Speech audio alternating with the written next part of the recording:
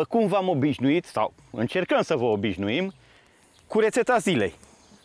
Azi avem așa, somon, plătică și caras.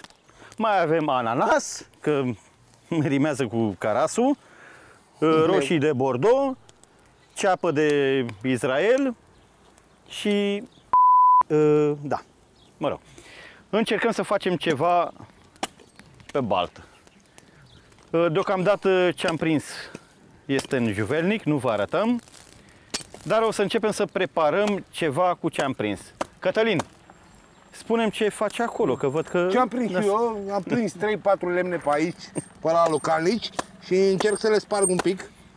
Am pus și o mână de cărbuni și asta e. Ce să facem? Facem o... Nu, trebuie să le spunem telespectatorilor că noi facem un foc ca la pescuit, nu la grătar. Da. Exact cum este pe câmp. Da, pe câmp, dar folosim totuși un grătar, dar e un... Bine. Improvizat și grătarul. Bine, o să vină momentul să-l faci. Lumea. O să vină momentul să-l punem și pe jar direct. Da. Exact, o să pregătim și la ceaun mai târziu. Deocamdată preparăm. De fapt, o să vedeți finalul.